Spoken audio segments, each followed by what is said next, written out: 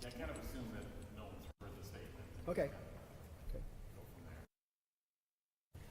So good morning, everyone. Thank you for the media that are here. Needless to say, it was a sad way to wake up on Easter Monday to the news that Pope Francis had returned to the Father's house, that he had died, especially in these last days when he was supposed to be kind of under, jokingly, house arrest. He was supposed to be behaving himself and be good. But the man died as he lived. He was a pastor. He was a shepherd. He was always going out. And how often we've heard the word accompaniment that was going to be so linked to his pontificate. Always going out to people. And even in his sickness, even giving Easter eggs, I believe, to Vice President Vance. That's the man who he is and who he consistently was. And so, a 12-year pontificate draws to a close. A man of faith lived, and how wonderful that this gracious shepherd returned to the Lord on the Easter Monday, the day after Easter. So consistent to the end. And so as a church we mourn. He touched many lives in many ways over the past 12 years. Archbishop, we hear the term People's Pope a lot this morning. How do you think you really earned that title? I was chuckling to myself when I was listening to media reports this morning. I was thinking of Princess Diana, but as far as the people's princess. But he was that. Just in reiterating, to say that he always went out to the fringe of life, to where people were at. In a sense, again and again and again, he struck me so much like our Lord. He went out. He didn't wait for people to sign up or join up. He went out like Jesus did to the tax collector, or to the sycamore tree for Zacchaeus, or to the shore for Peter and Andrew and James and John, and hence that title. And again, it was reiterated in so many ways by the way he lived. Very much, he was centered, not in buildings and structures, but in the people of God. Archbishop, how has his leadership and his legacy kind of come through to the Archdiocese of Milwaukee? Well, I think, certainly he was a man of controversy, and so, you see various reactions, in a sense, at least while he was living, their experience of him and, his style of leadership and the like. But certainly there was a humanity about Pope Francis that you couldn't help but love, because he simply cared about people. And so, again, that if that's one of the things that'll be the hallmark of his pontificate. And I believe he touched, and even, the responses of people, in these months, these time of illness, the concern for him, thinking, sometimes that the Archbishop has an inside track with the Pope's doctors of, well, how is he doing? And I rely on as much the media reports as most folks do. But they were concerned. If they didn't care, they wouldn't ask. But then always assuring, or bringing the assurance with it of prayer. You talked about how he cared about people and how he tried to bring more people in, and there were certainly gestures towards inclusivity with LGBTQ and other communities, people who've been divorced, that type of thing. And he got more blowback about that. Is that kind of the controversy you're referring to?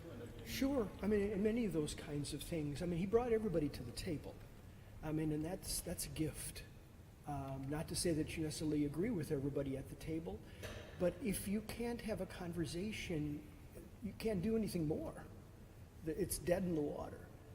So as long as you can bring people together to talk, there's the possibility of growth, of change, of new ideas, and that's what he was good at. In many ways, he was a Jesuit.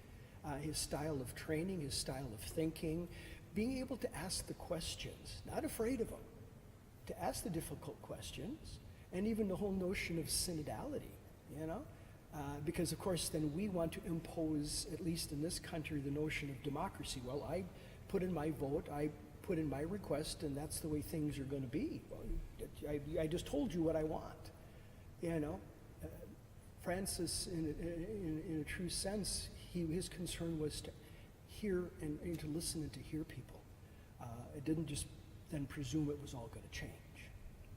I know you got a chance to meet him personally. Tell me what that was like and maybe how you will remember his legacy yourself. As much as you can say hello to or get to know personally the man, I met him in September of 2022 at being a new bishop, going to what they call new bishop school. And so there were 170 of us queued up. So you can figure the line moved kind of quickly. So you get to say hello and some word of something and that. But with him, and it's a gift, in standing with him in that moment, I felt like I was the only person standing in that room. He wasn't looking over my shoulder, who's going to come next, or who's a bigger hitter, or who's a whatever. He was fixed on the person that was standing in front of him. And that's his legacy, because that translated into everything else he did. He saw the person in front of him. He didn't see a problem. He didn't see an ideology or an issue. He saw a person, and then was able to move from there. Of course, it got him in trouble at times, because other people immediately imposed their ideology. Say, well, that's not the right person to be talking to. You know, I mean, they should be out of the church, or they should be. Pope Francis presumed that everyone had the potential of God's grace and of salvation. Archbishop Grob, when you saw Pope Francis yesterday addressing the crowds at the Vatican and riding through the crowds, and then to hear the news today, what did you think about that? That just on his second to last day of life, he was out there. True to form for him. Yeah. I mean, in a sense, like I said, he was a pastor and a shepherd to his dying breath, literally. You know, he met with people, he worked the crowd, so to speak. He went home and he died. And it's not a bad model for us. His life is complete. What do we take away from that? Because it's our turn. We have to keep going. We have to live in the light of his pontificate and of what we believe as Catholics, as Christians, as people of goodwill. We have to carry on. And we do so in sadness with his passing, but it's our turn.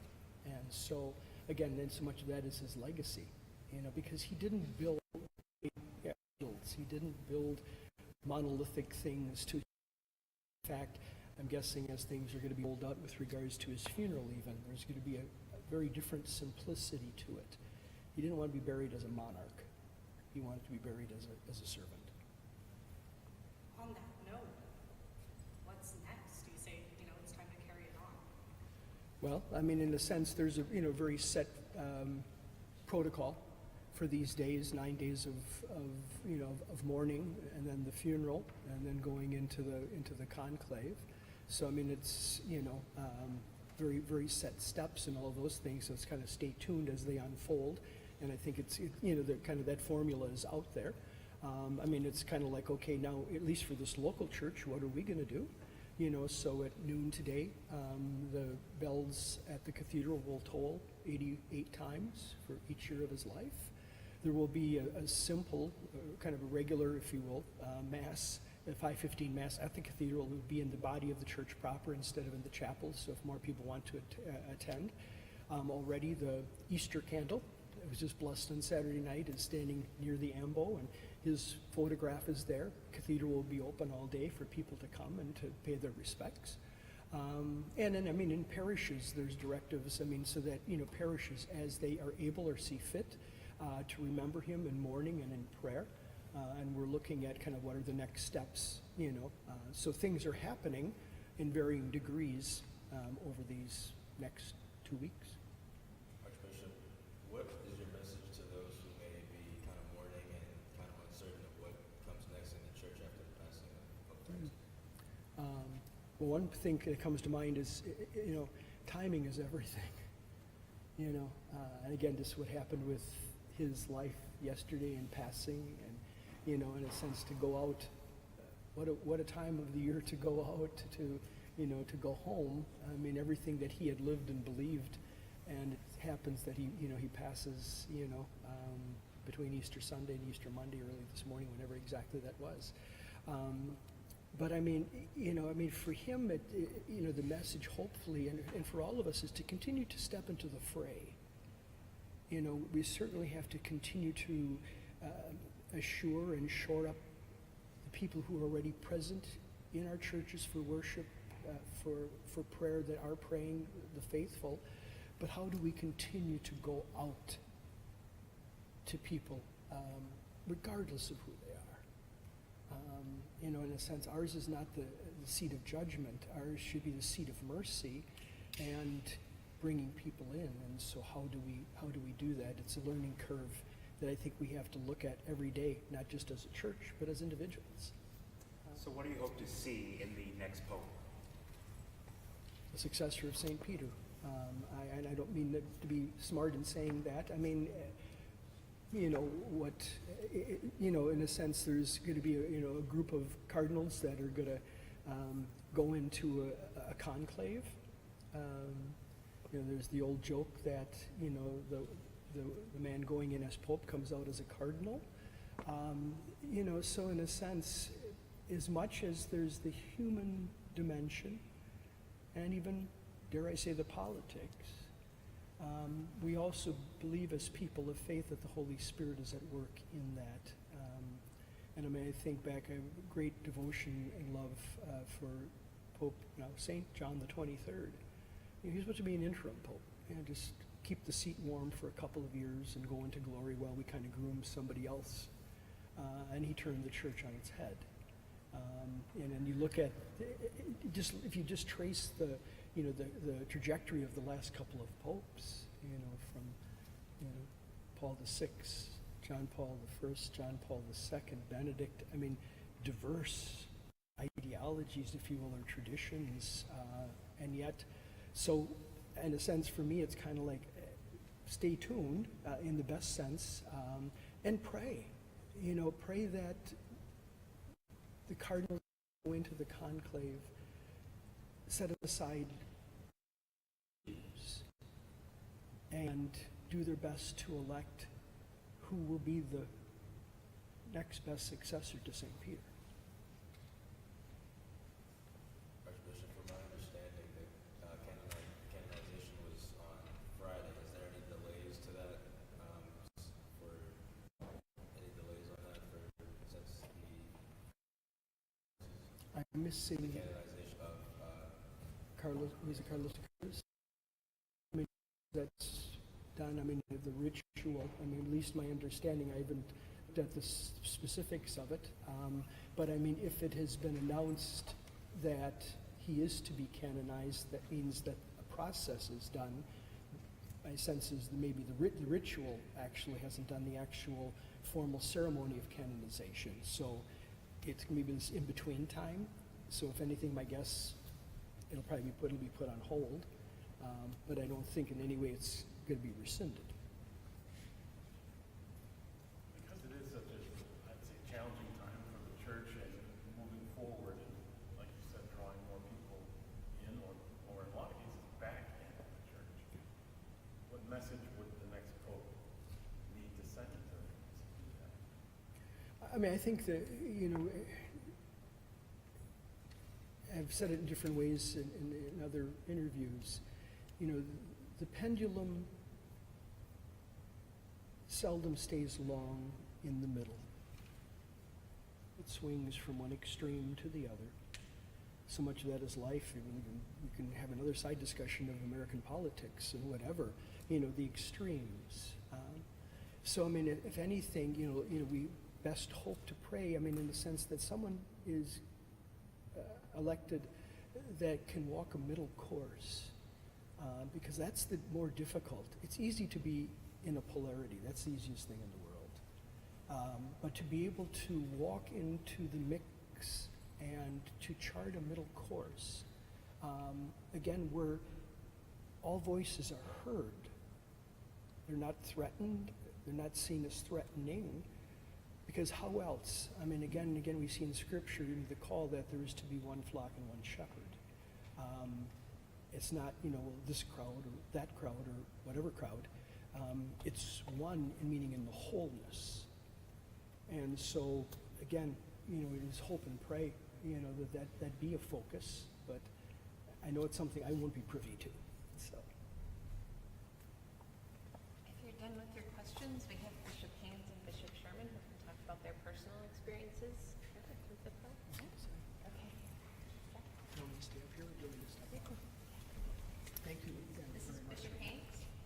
Hi, Jeff Haynes. I met Pope Francis twice, and I actually had a third chance to do so, and I'll tell you about that one later. Like Archbishop Grob, Jim and I were together at the Baby Bishop School in September of 2017, and at the end of the classes, you have that chance to meet him, and so you're in that long line that Archbishop Grob talked about, and I was thinking, well, what do I say to the Pope? So I got up there, and a lot of the guys were introducing themselves, and I thought, that's not going to mean much to him. But what's interesting is that when they started to come up, they all wanted to kiss his ring. And then after a while, he says, no. He wasn't into the fancy type of things. He was just wanted to greet us. So I said to him, Holy Father, I want to thank you for being Pope. And he just said to me, pray for me, which I thought was beautiful. And the second time I had a chance to meet him, our Region 7 of the USCCB, which is Wisconsin, Indiana, and Illinois, you have these meetings about it used to be 5 years, now they're about 9 to 10 years. So you go and you report to all the dicasteries, the offices in the Vatican, and at the end you have a meeting with the Holy Father. It was interesting the way it was set up. The other bishops who'd been to these synod, or to these ad limina visits, usually you came in, there was a microphone, and then there was audience seating, and when we walked in, no, it was circular. It was in a circle, and Holy Father was sitting there, and he said, just want to welcome you to this. He said, we're going to have a conversation. And he says, there's coffee and water over there, and you just have someone to introduce people, and you can ask questions, you can give me your opinion. He said, if you want, you can complain to me. He says, we're all brothers as bishops. I'm open to that. And they expected, the other bishops who'd been there before said, usually he starts talking, the Pope does, and then after about 15 minutes, someone taps him on the shoulder and off he goes. He was with us an hour and 20, listening and interacting in a beautiful way. The chance I had was recently, I was taking a pilgrimage group of 76 people from the Archdiocese of Milwaukee to Rome in September, from the 12th to the 18th. And I didn't think we would get to see the Pope at all. He had been on a 2-week trip to Asia and Oceania, and I thought he'd be so exhausted. He's not gonna show up. Well, he was there for the Sunday Angelus and the blessing, and then Wednesday we had the papal audience, which is in the square out in front of the Basilica, St. Peter's Basilica. And I walked in, and there weren't that many bishops there. I guess they were all waiting for this year, which was the Jubilee year. So there was maybe about 15 up there. And the ushers kept waving for me to go up because I was in my regalia. And they were saying, come up, you get to see him, you get to talk to the Holy Father. And then I thought about the Holy Father and about how he always said the shepherd needs to be with his flock. And I said, no, I'm going to stay with my people, and I want to share this experience with them. And so it was beautiful to go on, and near the end, at the end of all the things that go with that visit, they had a little prayer, and this meant a lot to me. It was from Matthew 28:16 to 20, which is the commissioning discourse at the end of the Gospel of Matthew. But what it also contains is the famous line, and behold, I am with you always. That's my bishop's motto. So to hear that and to have the Pope speak about that really touched my heart. And I think at this time to remember, behold, I'm with you always, that's also a motto which speaks to the presence of our Holy Father. He will be with us in all the things that he taught us and he showed us. So thank you very much. Do you have any questions for Bishop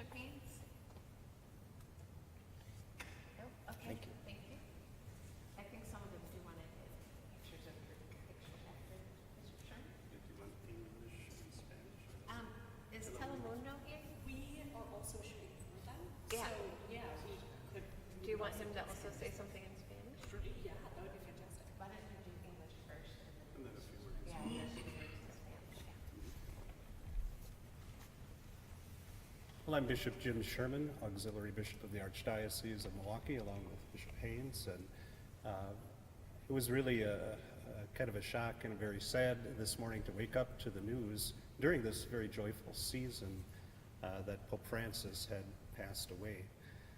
Pope Francis has been very special to me because of his message. He is the Pope who really proclaimed the joy of the gospel and called all of us to be missionary disciples in this world, to go forth to proclaim the good news, mainly by the way we live our lives. He had a great compassion for the poor, for the migrants, for those on the margins of society, great compassion and love for all those who struggle in this world. And he also had a way of calling all of us to be signs of hope for the world. We are in the year of Jubilee, and the main theme for this year is hope. And in order to bring hope to this world, Pope Francis encouraged us to be signs of hope to the poor, signs of hope to the youth, signs of hope to all those who struggle in this world. And for that reason, Pope Francis has been really a special messenger of love and peace in this world for me. Fue una gran tristeza experimentar las noticias hoy de la muerte de el Papa Francisco. El Papa Francisco fue una persona muy especial para mí porque siempre ha proclamado la alegría del Evangelio.